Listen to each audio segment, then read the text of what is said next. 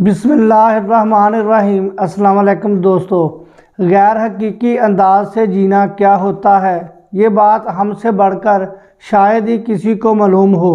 ہم ایک ایسی طرز زندگی کے حامل ہیں جس میں بہت کچھ بے ڈھنگا ہے اور ستم بالائے ستم، یہ کہ عمومی سطح پر ہمیں اس کا احساس تک نہیں۔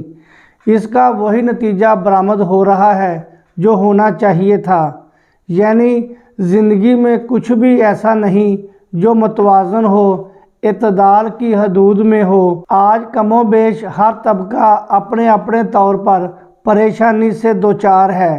جن کے پاس دنیا بھر کی نعمتیں ہیں وہ بھی دن رات الجھے رہتے ہیں، اور جن کے ہاتھ خالی ہیں وہ بھی اس خوف میں مبتلا رہتے ہیں کہ کہیں کوئی لوٹ نہ لے۔ غیر حقیقی طرز زندگی یہ ہے کہ انسان اپنے وسائل اور صلاحیت و سکت کو یکسر نظر انداز کر کے شدید نوعیت کی بے ذہنی کے ساتھ بالکل حیوانی سطح پر زندگی بسر کرے۔ کسی سے بھی پوچھ دیکھیے کہ کیا ایسی زندگی بسر کیے جانے کے قابل ہوتی ہے، وہ جواب نفی میں دے گا، مگر غور کیجیے گا تو وہ خود بھی ایسا ہی کرتا پایا جا رہا ہوگا۔ جب ذہنوں کے دروازے بند کر لیے جائیں تو ایسا ہی ہوتا ہے۔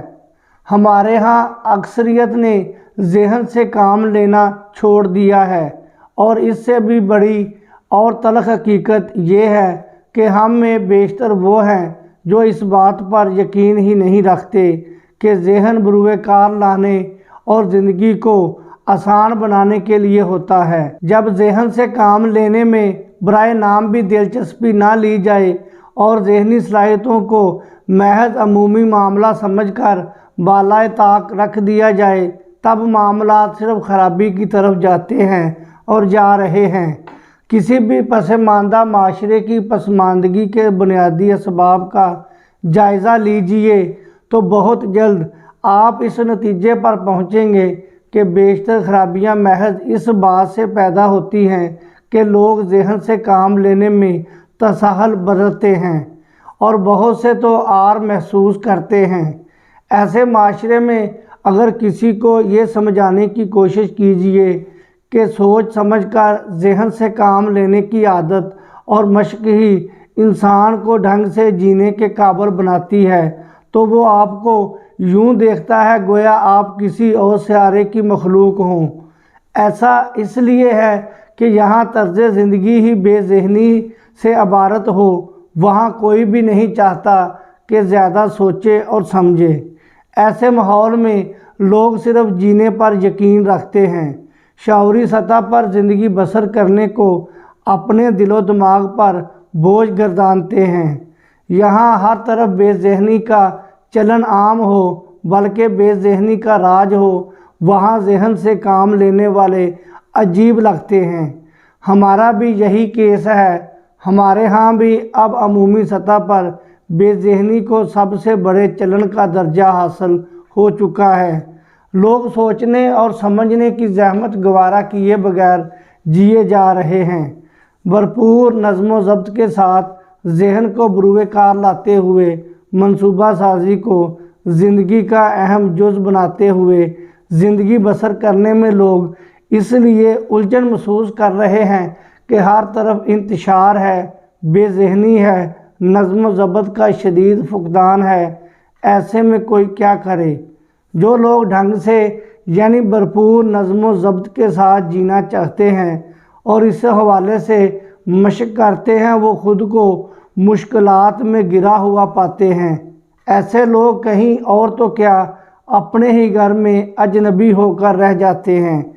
بے ذہنی کے ساتھ جینے کی عادت کیوں پختہ ہوتی جا رہی ہے؟ کیا واقعی ایسا ہے کہ اب ذہن سے کام نہ لینا ہمارا مقدر ہو کر رہ گیا ہے؟ یہ اور ایسے ہی بہت سے سوالات ہر اس انسان کے ذہن میں طوفان برپا کیے رہتے ہیں جو ڈھنگ سے جینے کا خواہش مند ہے اور دوسروں کو بھی ڈھنگ سے زندگی بسر کرتے ہوئے دیکھنے کی آرزو کرتا ہے۔ بات کچھ یوں ہے کہ غیر منظم زندگی بسر کرنے کی صورت میں انسان کو بہت سے معاملات میں اثار کی منظر سے گزرنا نہیں پڑتا۔ یہ ایک الگ بحث ہے کہ اثار سے کام لینے میں قدرت نے کس قدر لطف رکھا ہے۔ عمومی سطح پر لوگ صرف یہ چاہتے ہیں کہ زیادہ سے زیادہ آسانی کے ساتھ جئیں۔ آسانی یقینی بنانے کی کوشش انسان کو مشکلات سے دوچار کرتی جاتی ہے۔ ہم ایک ایسے ماحول میں جی رہے ہیں جس میں لوگ سوچنے اور سمجھنے کے مرحلے سے گزرے بغیر جینا چاہتے ہیں اور جی رہے ہیں۔ اس کا بنیادی سبب ہے فوری آسانی اور سہولت۔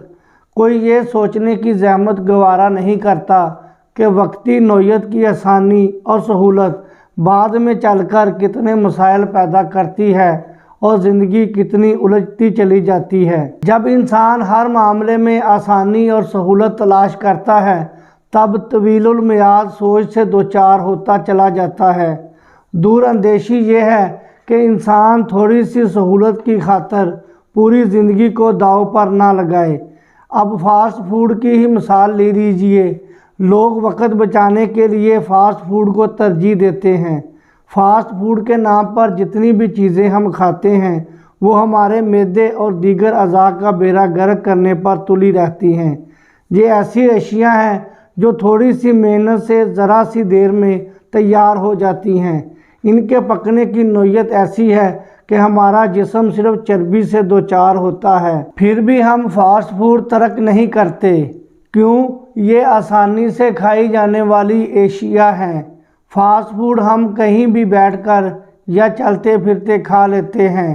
یہ کوئی نہیں سوچتا کہ فاسٹ فوڈ در حقیقت سلو فوڈ ہے، یعنی یہ زندگی کی رفتار کم کر دیتی ہے۔ ہمارا جو رویہ فاسٹ فوڈ کے حوالے سے ہے وہی دیگر بہت سارے معاملات میں بھی ہے۔ ہم کیریئر جیسے اہم معاملے کے بارے میں سوچنے کی بھی زحمت گوارا نہیں کرتے۔ ہمارے ہاں جب کوئی جوان ہوتا ہے تو گھر والوں کے لیے 2 وقت کی روٹی کا اہتمام کرنے کی خاطر کچھ بھی کرنے لگتا ہے۔ جب معاشی جدوجہد لازم ٹھہری تو سوچ سمجھ کر کیوں نہ کی جائے، کیوں نہ منصوبہ بندی کے ذریعے کیریئر کی راہ متعین کی جائے اور چند اہداف کا تعین کر کے ان کے حصول کے لیے منظم کوشش کی جائے۔ آج نوجوانوں کے سامنے اس طرح کی باتیں کیجیے گا تو وہ آپ کو یوں گھوریں گے گویا آپ کی ذہنی حالت پر شک ہو۔ بے ذہنی آسان راستہ ہے مگر یہ صرف خرابی کی طرف لے کر جاتا ہے۔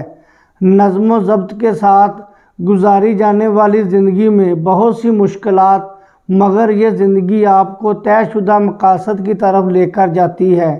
اس میں کوئی شک نہیں کہ پورا ماحول اتنا بگڑا ہوا ہے کہ ڈھنگ سے جینے کی کوشش انسان کو شدید مشکلات سے دوچار کرتی ہے۔ اور یہ بھی ایک ناقابل تردید حقیقت ہے کہ بہت سوں کو واضح منصوبہ سازی اور نظم و ضبط کے بغیر جینے میں زیادہ لطف آتا ہے، اس لیے وہ دوسروں میں بھی ایسی ہی عادات دیکھنا چاہتے ہیں۔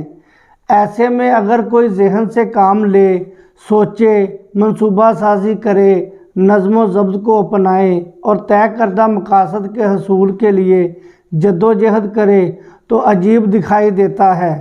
آپ کے لیے بہتر اور معقول طرز زندگی وہی ہے جو دانش کے دائرے میں ہو۔ اللہ تعالیٰ نے ہمیں ذہن اس لیے عطا نہیں کیا کہ اسے استعمال کیے بغیر ڈبہ پیک حالت میں واپس لے جائیں۔ یہ نعمت بروئے کار لانے کے لیے ہے۔ ہمارے خالق کی منشا ہے کہ ہم ذہن سے کام لیتے ہوئے اپنی اور دوسروں کی زندگی آسان بنائیں۔ یہ سب کچھ اس وقت ہو سکتا ہے جب ہم ذہن کو اپنائیں۔ ذہن کو اپنانے کے لیے پہلے اسے تسلیم اور قبول کرنا پڑتا ہے اور پھر یہ بھی ماننا پڑتا ہے کہ اسے بروئے کار لانے سے زندگی آسان اور منظم ہوتی ہے۔ معاشرے میں ہر طرف بے ذہنی کا چلن دیکھتے ہوئے ذہن کو پورے من سے قبول کرنا کوئی آسان کام نہیں۔ یہاں ہر معاملے میں شارٹ کٹ عام ہو، وہاں سیدھے راستے پر چلتے ہوئے فطری رفتار و انداز برقرار رکھنا اپنے آپ کو بہت بڑی آزمائش میں ڈالنے جیسا ہے۔ ہاں، ایک بار ذہن کو قبول کر کے چلنا شروع کیجئے تو اندازہ ہوگا کہ یہ راستہ کتنا مزے کا ہے۔ بہت شکریہ دوستو، مجھے اجازت دیں، اپنا خیال رکھیں۔ اللہ حافظ۔ السلام علیکم ورحمۃ اللہ وبرکاتہ۔